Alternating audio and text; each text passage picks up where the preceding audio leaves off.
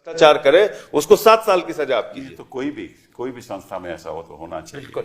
जावेद भाई आप बताइए, क्योंकि आप उत्तर प्रदेश से हैं, खास जानते हैं वहां जमीनी हालात क्या हैं, तो आप जरा।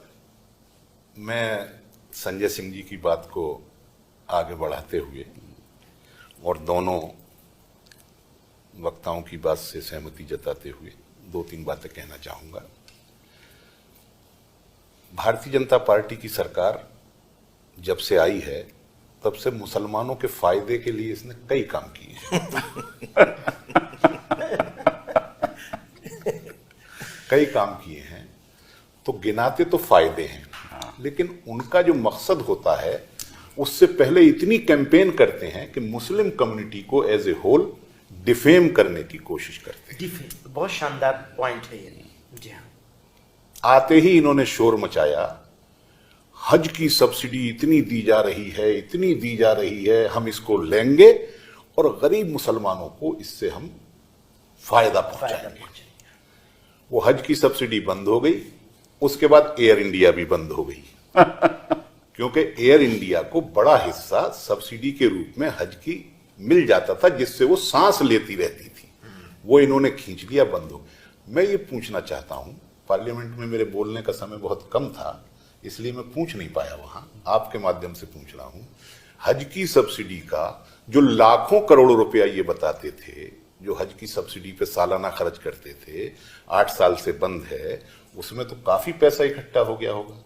वो मुसलमानों के फलाह बहबूदगी पे, उनके विकास पर, उनके उत्थान पर कहां कहां खर्च किया। बहुत अच्छा। दूसरा मसला, तलाक से साहब हम स्त्रियों को बहुत ज्यादा अधिकार देंगे, तलाक का कानून लेकर के आए। कानून से जो फायदा हुआ नहीं हुआ वो तो राजनीतिक, वो तो एक अलग बात है, वो तो एक अलग बात है। लेकिन कितनी तलाकें रुक गई और रेट में कितनी कमी आई, आज ये सरकार बताने के लिए तैयार नहीं है। ये मुसलमानों के लिए फायदे का ये कानून लाए। अब ये फायदे का कानून लाए हैं, तो कानून लाने से पहले महीना भर पहले से खबरें लीक कर करके पूरा मिस इन्फॉर्मेशन और मुस्लिम कम्युनिटी को ऐसे डिफेम करेंगे जैसे कि ये सब लैंड ग्रेबर है। ये पूरी की पूरी कम्युनिटी जो है वो लैंड ग्रेबर है, भूमाफिया है, और जहां भी उंगली रख देती है वहां वक्फ हो जाता है। अभी मौलाना साहब ने भी बताया और संजय सिंह जी ने भी बताया कि वक्फ के होने की क्या प्रक्रिया है। मैं आपसे ये कहना चाहता हूं कि जो मिस इन्फॉर्मेशन इन्होंने फैलाई है उस पर गौर करने की जरूरत है। नंबर 1, जहां भी उंगली रख देंगे वहां वक्फ हो जाएगा, जबकि कहीं से कहीं तक ऐसी कोई बात नहीं है। आप कानून के जानकार हैं, आप जान। एक मिस इन्फॉर्मेशन इन्होंने फैलाई ट्राइब्यूनल के बारे में कि साहब वो ट्राइब्यूनल जो है वो जो फैसला कर देगा उसको चुनौती नहीं दी जा सकती। देश के अंदर मैंने पढ़ रहा था, क्योंकि मैं कानून नहीं जानता इसलिए पढ़ के ही थोड़ी बहुत जानकारी लेता हूं।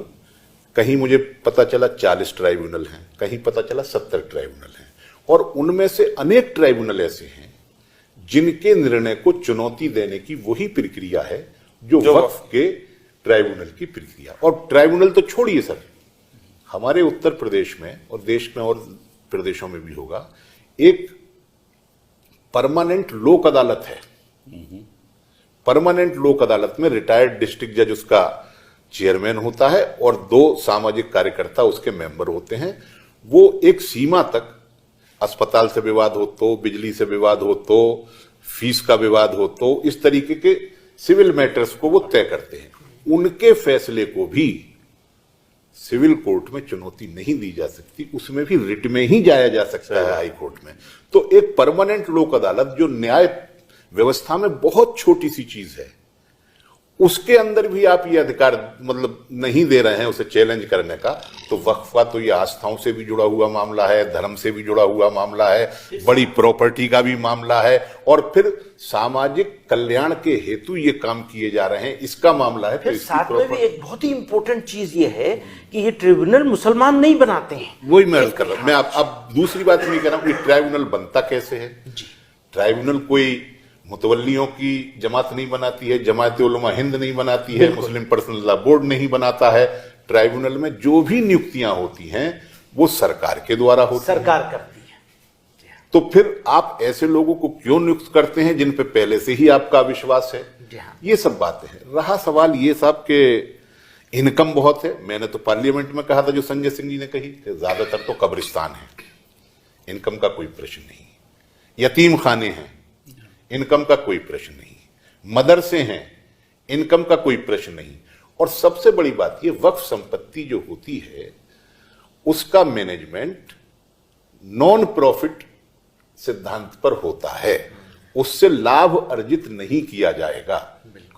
यहां जो हमदर्द दवाखाना जिसका आजकल बहुत चर्चा है, उसके जो वो उसका दस्तावेज है उसके अंदर भी लिखा हुआ है कि नॉन प्रॉफिट कंपनी है, वक्फ कंपनी है, वो नॉन प्रॉफिट है, उससे प्रॉफिट होने का कोई सवाल नहीं है क्योंकि कोई व्यापारिक प्रतिष्ठान नहीं है। सोच असली वक्फी यही है कि ये जो एक बार अल्लाह को दी गई उसके बाद उसकी कोई खरीदो फरोख्त नहीं हो सकती। तो अच्छा, अब रहा साहब के रजिस्ट्रेशन करवाइए। मैं आपको कहता हूं सर, वक्फ की संपत्ति तो छोड़ दीजिए, आप उत्तर प्रदेश के क्या देश के किसी भी गांव में चले जाइए, हमारा जो घर है उसका कोई कागज हमारे पास नहीं है। मेरे पड़ोसी का जो घर है उसके पास कोई कागज नहीं। मेरे पूरे गांव में सन 74 से पहले के जो घर हैं, 74 में इसलिए कह रहा हूं, यहाँ पहुंच जाएंगे, काहे को सब बोलते नहीं पहुंच जाए, पहुंच ही जाएंगे, पहुंच जाए, 101% पूरे के पूरे गांव खाली करवाने पड़ेंगे। सन 74 में ग्राम सभा के पट्टे हुए थे तो उनके पास तो कुछ कागज मिल सकता है, लेकिन सन 74 से पहले जितने भी मकान हैं गांवों में पूरे उत्तर प्रदेश के अंदर किसी के पास कोई कागज नहीं है, क्योंकि वो दाद इलाही संपत्ति कह करके कही जाती है। अगर हमें बेचना भी होता है तो उस कागज में लिख दिया जाता है कि हमारी दाद इलाही संपत्ति है, इसके पूरब में इसका मकान है, पश्चिम में इसका मकान है, लेकिन उसके पास कोई अपना दस्तावेज नहीं होता है। तो और मस्जिदें तो कब से बनी है? जब से गांव बसे हैं, जब से मस्जिदें हैं, जब से कब्रिस्तान हैं। अब इनके ये दस्तावेज मांगेंगे तो फिर वो तो मेरे गांव के आसपास जो मंदिर हैं उनके भी नहीं है, पुराने मंदिरों में, गांवों की मैं इस बात कर रहा हूं, शहरों की सबके मांगने चाहिए फिर। नहीं, मैं कहूं नहीं, या फिर किसी के नहीं मांगने चाहिए, या किसी के नहीं, या किसी के नहीं मांगने चाहिए। मतलब इस हाँ, लेकिन इस मुद्दे को मैं नहीं उठाना चाहता, इसे कहते हैं इस तरह नहीं उठाना चाहता। नहीं, वो मांगेंगे आगे कब्जा करने इस के लिए ततैन सबके के मांगेंगे। छत्ते में हाथ डालना ही नहीं चाहिए। नहीं, ये बड़ा विवादित मामला है कि आप एक कौम को लेकर उनके प्रति ऐसे कदम उठाएं कि जो भी थोड़ी बहुत उनके पास वक्फ की संपत्ति है जो सामाजिक कार्य के लिए है, उसको भी आप कहोगे कि ये तो सरकार की हो गई। नहीं तो अगर जैसे कह दोगे सरकार की हो गई तो फिर ये तो फिर ट्राइब्यूनल में जाके फिर लड़ना पड़ेगा। तो मकसद वही है जो संजय सिंह जी बता रहे हैं। अच्छा, इन संपत्तियों को चिन्हित करो और इनको जो है फायदा बता करके किसी को बेच दो या उन्हें जो है कम किराए पर दे दो, क्योंकि वक्फ की जो प्रॉपर्टी है, लॉन्ग लीज, कम किराया लॉन्ग लीज। अभी भी जो वक्फ की प्रॉपर्टीज हैं जो थोड़ा बहुत किराया आता है, आमदनी एक तो मजारों से है और दूसरी बहुत नॉमिनल नगण्य आमदनी जो है वो मस्जिदों के आसपास जो दुकानें मस्जिदों की प्रॉपर्टी में बन जाती हैं, 10 रुपए 12 रुपए की दुकानें हैं। तो अब मान लीजिए कोई हमारी वक्फी संपत्ति है, अब आज उससे हमारी आमदनी 1000 करोड़ है, मान लीजिए पूरे देश के अंदर 1000 करोड़ हो रही हो, संपत्ति है लाखों एकड़ की, तो उस संपत्ति को कितना बढ़ा देंगे? उसका किराया, एक लिमिट होती है ना किराया बढ़ाने की। मकान मालिक भी जो किराया बढ़ाता है, ऐसा तो है नहीं कि एक साथ 1000 गुना कर देंगे।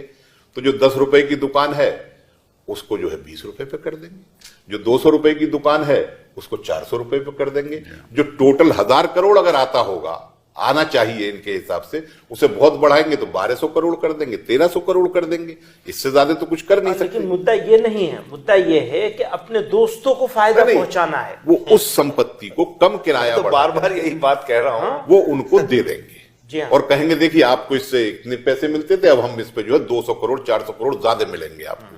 इस तरीके से ये संपत्तियां उनको दे देंगे, लॉन्ग लीज पे दे देंगे, यही इनका मकसद है। और दूसरा, एक बीजेपी के पास जो फार्मूला या हथियार है सर, वो स्पष्ट हो गया है कि उनके पास डिलीवरी तो कुछ है नहीं।